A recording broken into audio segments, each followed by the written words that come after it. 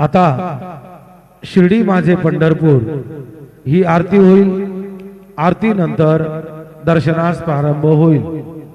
अब शिर्डी माझे पंढरपुर यह आरती होगी।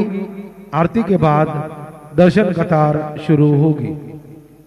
श्री सच्चिदानंद सद्गुरु साईनाथ महाराज की जय। हरि ओम।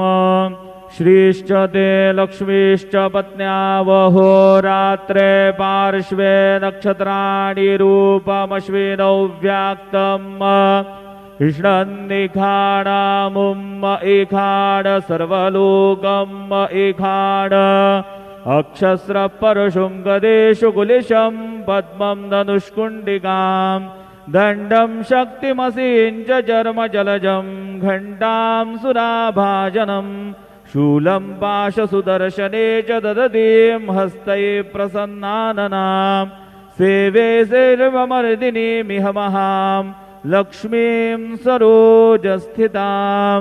गुरुर्ब्रह्मा गुरुर्विष्णु गुरुर्देवो महेश्वरः गुरुः साक्षात् परब्रह्म तस्मै श्री गुरवे नमः।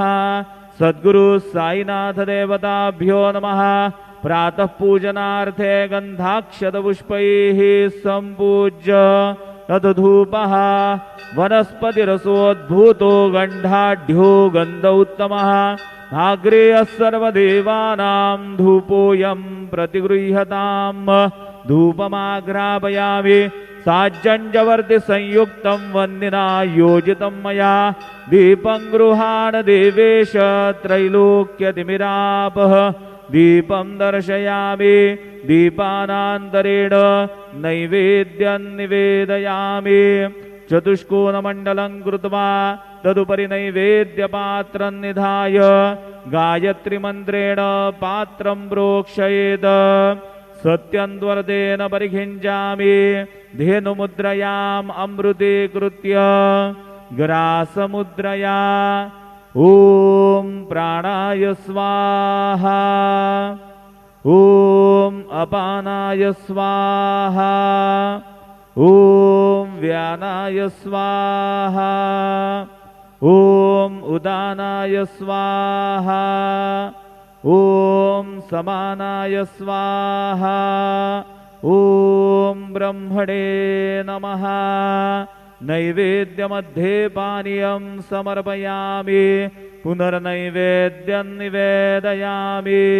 ॐ प्राणाय स्वाहा ॐ अपानाय स्वाहा ॐ व्यानाय स्वाहा ॐ उदानाय स्वाहा ॐ समानाय स्वाहा ॐ ब्रह्मणे नमः।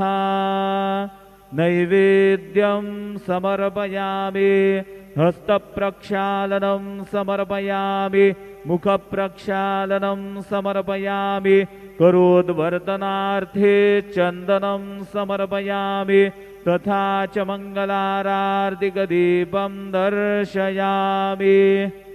शिर्डी माझे पंढरपूर साई बाबा रमावर बाबा रमावर साई बाबा रमावर शुद्ध भक्ती चंद्रभागा भाव पुंडलिक जागा पुंडलिक जागा भाव पुंडलिक जागा।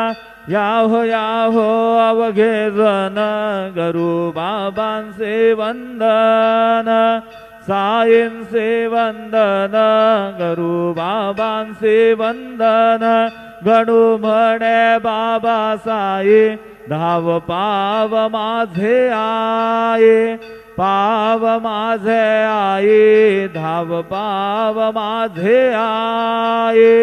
श्री सच्चिदानंद सद्गुरु साईनाथ महाराज की जय।